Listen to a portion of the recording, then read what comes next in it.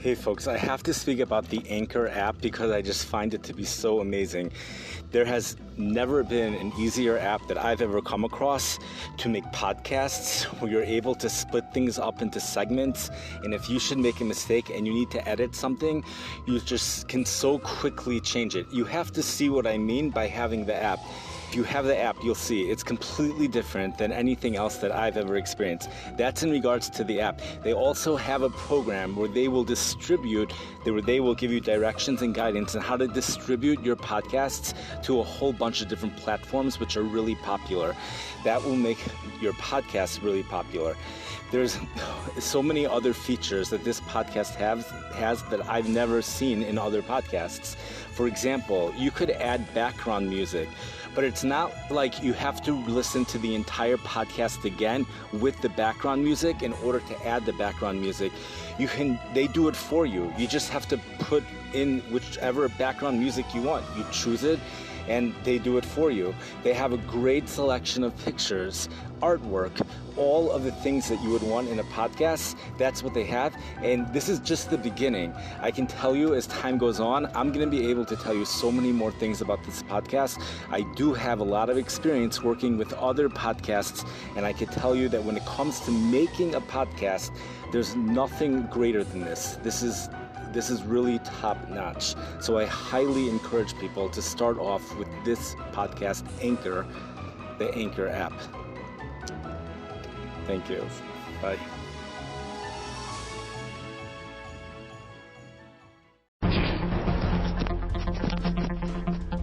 Good afternoon, everyone. It's Friday afternoon, October 29th. And we have some really exciting stuff to talk about. We have the second Noor Easter, which is taking place here on the East Coast for this afternoon, and really I think it's the low pressure system that's going to be developing tomorrow off the North Carolina coast. That one is going to really pick up in intensity. That one's not able to really become that strong today as they usually do. Usually the secondary areas of low pressure, which develop close to the primary area of low pressure, strengthen quite rapidly. But in this case, the primary low pressure is just too strong, and it's going to take a little while before the secondary low pressure system starts to develop. In any case, there's going to be lots of rain and flooding rains, along with lots of coastal flooding as well, and high wind watches and wind advisories in effect for places along the coast for today. This is also because of a buildup of what's been going on over the past week, really, even though this nor'easter is not as strong as the one earlier this week was, but nonetheless, it is a major event. No snow, of course, is forecasted with this one. There is just not enough cold air. Should this be a system that would be taking place in the winter, this would be a monster snowstorm without a doubt. This system pulls out to sea into the mid-Atlantic area, and unbelievably so, the New York Times tells us that this storm system has a chance of getting a named tropical storm. How does that make sense? I don't know. We're nowhere near the tropics, but somehow it's doing it. I don't know how. The storm systems in the North Pacific, those bombs, they never get any names. They have no names at all. The only names you ever hear about are those names to the winter storms that the Weather Channel, they have their own names, but I don't know how this system could possibly be getting a name when it's so far north, but the New York Times mentioned it. I don't know if they're right or not, but that's something which is certainly noteworthy to put in over here. We have here in the Midwest, we have a cooler air that's going to be filtering in behind the storm system, but behind the cool air, we have a big warm-up taking place, and this is really impossible not to notice when you look at the weather map today. Impossible not to notice the 60s and 70s all over the Rockies, and that is reflective of another powerhouse storm that's moving into the Northwest Pacific. that transports lots of southerly winds and warm air out ahead of it. So we have all of that warm air. Those storms are going to continue to move on to the Pacific Northwest, and those storms are a result of low pressure impulses that are spinning off of a very intense area of low pressure that you can see on the weather map, which is remaining stationary somewhere in the northern Pacific. It looks to me like it's in the Gulf of Alaska, but maybe it's not. That's what the weather map that I looked at, that's what it showed. A lot of spin over there, and there's little systems that are spinning off of that one, running into an atmospheric river without a doubt. Each one, we have lots of precipitation. The radar picked up a lot of precipitation in the northwest today. Also lots of precipitation taking place here in the Chicago area, here in the Midwest. And then the third area of precipitation that I remember seeing on this map was off on the East Coast. We have the main focus, I think, this week is going to be the arrival of what some are calling the first Arctic air mass of the season. Computer models do not know what to do with it, especially the second punch of cold air. We have a cold front that's going to be coming in on Sunday. Temperatures on Sunday for some of the cities are going to be warmer after the front moves through, such as in the city of St. Louis, than they were before. So Sunday's temperatures might even be warmer, low 60s. That might be the warmest day of the weekend for a city like St. Louis. Now, the reason for that is because there's a little bit of a lag between the timing of the front and the timing of when the actual cold air arrives. So the real cold air won't be coming in until Monday, and in a certain way Tuesday for people living on the Texas Panhandle, like Amarillo, Texas. That city, it goes up to 78 degrees on Sunday, highs in the 40s for Tuesday. Some of the weather maps actually showed Amarillo, Texas getting between 3 and 4 inches of snow Sunday night this week, or Sunday night, or perhaps it was Monday night for Amarillo, Texas. Other places in the Texas Panhandle might be picking up 7 inches of snow. And for me to start talking about snow, I just realized I skipped a step over here, and that's why people might be like wondering what in the world is he talking about. Is it snowing yet in Texas? In Texas and Oklahoma, Nebraska? Well, here's the thing. Well, I don't know. Why should the air be so cold that it would snow all the way down south for that first front, But the second front, I could certainly defend such a forecast. That second front, which comes in later in the week, that's the second punch. Meteorologists are taking we have different computer models. Some are saying more moderate temperatures, and some are saying colder temperatures. But what some of the forecasters in St. Louis have done, they have pointed out that, listen, they say like this: we have a record-breaking ridge up in northwest Canada. That means the jet stream is going all the way up into northwest Canada, all the way up there, and then there's a trough down here by the East Coast. By the East Coast, but it's not really by the East Coast. It actually is going to end up being the Gulf of Mexico in response to a strong storm system that's going to sit there forever in the Gulf of Mexico right by Texas. In fact, it's going to be going this way and that way and backwards and forwards. Then a twin low pressure system develops right next to it. 2 strong low pressure systems in Texas just constantly going this way and that way. Well, the low pressure systems kind of bring the jet stream down. So the trough usually would take place on the East Coast, but this time it's going to eventually come over here into Texas. Now, what's happening here? So if the jet stream would not be going that far up north, then we would have just a mediocre Canadian air mass, a rinky-dink cold front, just something like that. Some air comes out of Canada and it cools us off. But the air over here cannot come out of Canada. This air cannot originate from Canada. It can't, because that air has been blocked off. This has to be coming from the North Pole. It has to be coming from the North Pole or very close to the North Pole. I don't know what connection this has to the polar vortex. I really don't know. But in any case, it has to be coming from the North Pole. So the meteorologist said, in St. Louis, they said, listen, usually it doesn't get this cold this time of the year, so we would ignore the computer models that are forecasting it to be so cold. But on the other hand, look at where this air is coming from. Look at the weather map. Look what's going on. it's impossible not to ignore the colder temperatures. It's impossible not to ignore them. It's impossible to ignore them. It's impossible to ignore them. And if you look at the weather map, without knowing the temperatures, it's a heart-racing map. It's a map that like, wow, it's the first, we're already transitioning into winter in the first week of November. This is classic snowstorm stuff. Arctic air is coming down south, deep low pressure developing over in the southern plains. Even better yet, it's in the Gulf of Mexico, the ultimate Gulf low. Nothing could be better than the Gulf low. Read the books on weather, about what they have to say about snowstorms.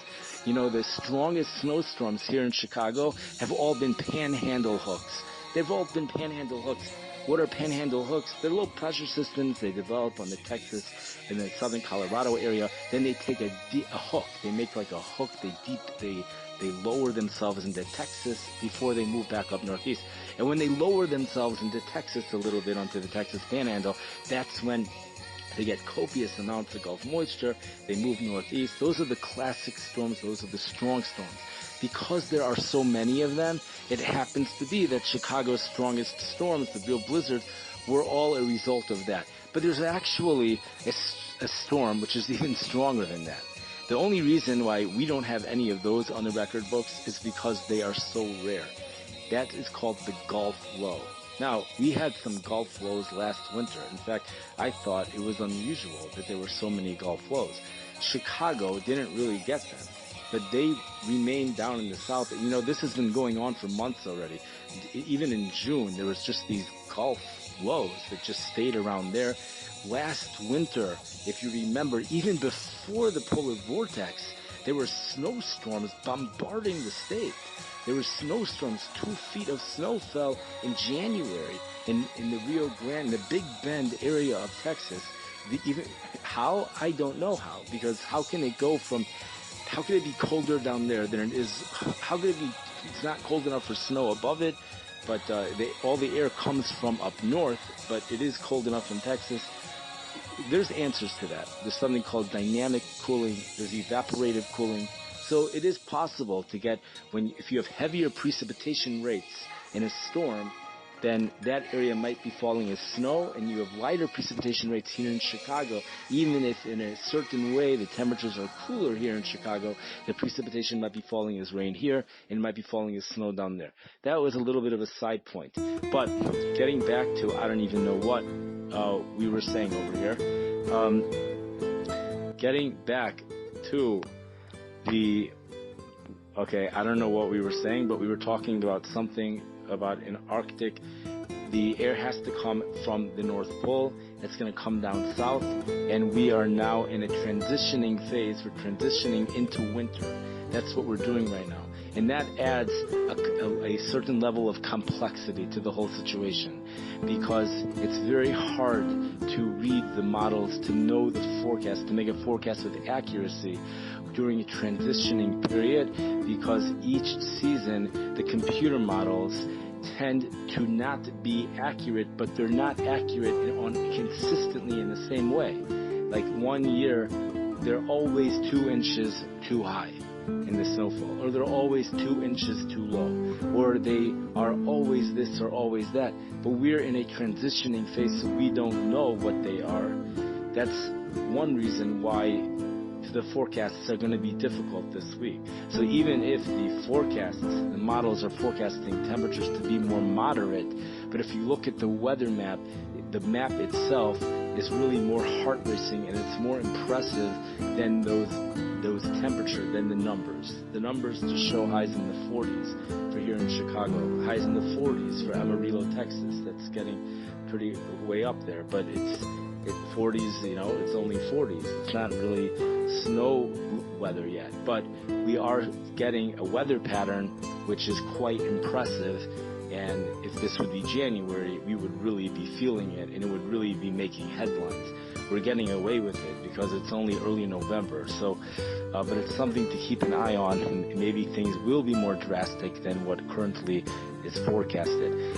What is something to keep an eye on is that we do have forecasters that are forecasting 3 to 6 inches of snow from North Platte, Nebraska this Sunday night into Monday morning. Scotts Bluff, Alaska, probably not okay, Nebraska, about an inch of snow over there, and that's something to keep an eye on. And then perhaps later in the week there might be another system, but I think it's generally going to remain down south. For us here in Chicago, and especially for Minneapolis, it's very simple. It's very simple, just cold. We're just cold. I don't know about very cold. The air is coming from the coldest place on earth for the northern hemisphere, but that doesn't mean it's going to be very cold, because the sun is still shining in Barrow, Alaska. If the sun's still shining in Barrow, Alaska, that means that the freezer, the nation's freezer, the world's, the northern hemisphere's freezer is not on full blast yet. Granted, the North Pole has no sun; it's night 24/7. But Barrow, Alaska, which has been changed to a city that's no longer pronounceable, you can't pronounce it anymore. I don't know why anyways. But that city, it doesn't set until, I believe, December 11th. So we still have ways to go before the real cold air really starts to build up. Nonetheless, there have been air masses in the first week of November that have popped up here, which have been produced overnight lows around 10 degrees, 5 to 10 degrees. It has happened before, such as in the year 1991, along with a couple inches of snow. There's plenty more to say, but I really, you could hear it on the previous podcast, which, if it's still on there. And other than that, I wish everybody a wonderful Shabbos. For those of you that are living in cities like St. Louis, where the weather's going to be warm, there's a number of forecasters that are telling people just enjoy the warm weather, because indications are that at least for the next 2 weeks, we're not going to see anything like this. Temperatures in the 60s. For many cities, it's in the 60s. Amarillo, Texas, it's going to 70 tomorrow, 78 degrees on Sunday. And I read in some places in Texas that temperature, the Amarillo National Weather Service, there are places that might even be touching 80 degrees. And this is a city where there was a meteorologist that pulled out the weather map showing over 3 inches of snow later on this week for Amarillo, Texas. Many of the forecasts are not forecasting snow. They're forecasting it to remain all rain. Now, on the other hand, always know that we have seen domes of heat in the month of November. So for the first 2 weeks, it looks like it's cold, but what comes after that remains to be seen.